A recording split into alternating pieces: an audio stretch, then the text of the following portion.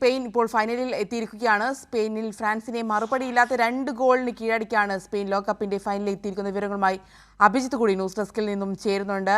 അഭിജിത്ത്, 16 വർഷങ്ങൾക്ക് ശേഷമാണ് സ്പെയിൻ ഇപ്പോൾ ഫൈനലിലേക്ക് കടന്നിരിക്കുന്നത്. എന്തൊക്കെയാണ് വിശേഷങ്ങൾ? അതുപോലെ തന്നെ 22-ാം മിനിറ്റിലാണ് ആദ്യ ഗോൾ പിറക്കുന്നത് സ്പെയിനിന്റെ ഭാഗത്തു നിന്നും. അങ്ങനെ നിരവധി പ്രത്യേകതകളുള്ള ഒരു കളി തന്നെയായിരുന്നു നമ്മൾ കണ്ടത്. എന്തൊക്കെയാണ് മറ്റ് വിശദാംശങ്ങൾ? ശരണ്യ, അപ്രതീക്ഷിതം എന്ന് മാത്രമേ ഇന്നത്തെ മത്സരത്തെ നമുക്ക് വിശേഷിപ്പിക്കാൻ പറ്റുള്ളൂ. എതിരില്ലാത്ത 2 ഗോളുകൾക്കാണ് സ്പെയിൻ ഫ്രഞ്ച് പടയെ തുരത്തി ഫൈനലിലേക്ക് മാർച്ച് ചെയ്തത്. ഫ്രാൻസിൻ്റെ മത്സരത്തിൻ്റെ ചിത്രം പരിശോധിക്കുകയാണെങ്കിൽ ഫ്രാൻസിൻ്റെ പേരുകേട്ട ആക്രമണ നിരയെ നിലം പരിശാക്കിയാണ് സ്പെയിൻ വിജയം കൊയ്തത്. 22-ാം മിനിറ്റിൽ മൈക്കൽ ഒയർസബാളും 52-ാം മിനിറ്റിൽ പെഡ്രോ പോറയുമാണ് സ്പെയിനായി വല കുലുക്കിയത്.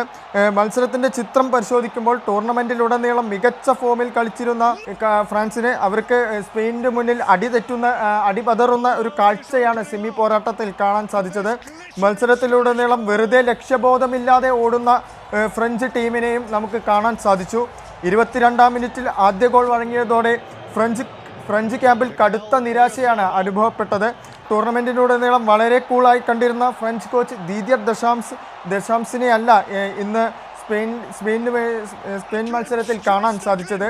വളരെ അസ്വസ്ഥമായിട്ടുള്ളൊരു മുഖമായിരുന്നു അദ്ദേഹത്തിന് ഇന്ന് ഉണ്ടായിരുന്നത്. ഇന്നത്തെ മത്സരത്തിൽ പ്രതിരോധ നിരയിലും മധ്യനിരയിലും മുന്നേറ്റ നിരയിലും ഫ്രഞ്ച് പട പൂർണ്ണമായും മുന്നത്തെ മത്സരങ്ങളിൽ നിന്നും നിഴൽ മാത്രമായിട്ടാണ് ഇന്ന് കളി പൂർത്തിയാക്കിയത്. ഫ്രാൻസിൻ്റെ ഇടത് പ്രതിരോധത്തിൽ നിന്നുള്ള വീഴ്ചയിൽ നിന്ന് തുടങ്ങിയാണ് ആദ്യ ഗോൾ ഉണ്ടാകുന്നത്. പെനാൾട്ടി കിക്കിലൂടെയാണ് മൈക്കൽ ഒസബാർ ഗോൾ നേടുന്നത്. കൃത്യമായിട്ട് അവരുടെ പ്രതിരോധ നിരയിലെ വിള്ളലുകൾ സ്പെയിൻ മുതലെടുക്കുന്ന കാഴ്ചയും കണ്ടിരുന്നു. തികച്ചും ഏകപക്ഷീയമായാണ് സ്പെയിൻ ഇന്നത്തെ മത്സരം ഫ്രാൻസിനോട് കളിച്ച് അവർ സ്പെയിൻ ഫൈനലിലേക്ക് മാർച്ച് ചെയ്തത് എന്ന് തന്നെ പറയേണ്ടി വരും. ഗോൾ വീണതോടെ തിരിച്ചടിക്കാൻ ശ്രമിച്ച ഫ്രാൻസിനെ മികച്ച പ്രതിരോധത്തിലൂടെ സ്പെയിൻ പൂട്ടുന്ന കാഴ്ചയും കണ്ടു. കിലിയൻ എംബാപ്പയെ കൃത്യമായി മാർക്ക് ചെയ്തതോടെ ഫ്രാൻസിൻ്റെ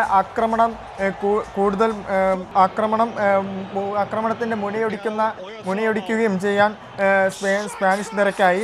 മറുവശത്ത് മികച്ച ഫോമിൽ കളിക്കുന്ന സ്പെയിൻ ഗോൾ കീപ്പർ യൂനി സിമോൺ ഇന്നും മികച്ച പ്രകടനമാണ് ഫ്രാൻസിനെതിരെ പുറത്തെടുത്തത്. ഫ്രാൻസിൻ്റെ ഗോളെന്നുറപ്പിച്ച പല ഷോട്ടുകളും സിമോണിൻ്റെ കയ്യിൽ അവസാനിക്കുന്ന കാഴ്ചയാണ് കണ്ടത്. മത്സരത്തിൽ എടുത്തു പറയേണ്ട മറ്റൊരു കാര്യം എന്ന് പറയുന്നത് സ്പെയിനിൻ്റെ മധ്യനിരയുടെ പ്രകടനം തന്നെയാണ്. റോഡ്രിയും ഫാബിയൻ റൂയിസും നേതൃത്വം നൽകിയ മധ്യനിര കൃത്യമായി ഫ്രഞ്ച് ഗോൾ മുഖത്തേക്ക് പന്തെത്തിക്കുന്ന കാഴ്ച കാണാൻ സാധിച്ചു. അതേസമയം ജയത്തോടെ 16 വർഷത്തിന് ശേഷമാണ് സ്പെയിൻ ഫൈനലിലേക്ക് എത്തുന്നത്. നമുക്കറിയാം 2010 നെതർലൻഡ്സിനെ അവർ പരാജയപ്പെടുത്തി കിരീടം നേടിയിട്ട് പിന്നീട് ഒരിക്കലും അവർക്ക് ഒരു ലോകകപ്പിൻ്റെ ഫൈനലിലേക്ക് എത്താൻ സാധിച്ചില്ല. ഇന്ന് ഫ്രാൻസിനെ തോൽപ്പിച്ചുകൊണ്ട് അവർ നീണ്ട 16 വർഷത്തെ കാത്തിരിപ്പാണ് അവസാനിപ്പിച്ചത്. ഫ്രാൻസിനെ തോൽപ്പിച്ച് ഫൈനലിൽ എത്തിയ സ്പെയിനിന് നാളെ നടക്കുന്ന ഇംഗ്ലണ്ട് അർജന്റീന മത്സരത്തിലെ വിജയികളെയാണ് സ്പെയിൻ ഫൈനലിൽ നേരിടുക. കിരീടമോഹം കൈവിട്ടെങ്കിലും ലൂസേഴ്സ് ഫൈനലിൽ ജയിച്ച് 3ാം സ്ഥാനമെങ്കിലും നേടാനാകും എന്നുള്ള പ്രതീക്ഷയാണ് ഇപ്പോൾ ഫ്രാൻസ് ക്യാമ്പിലുള്ളത്.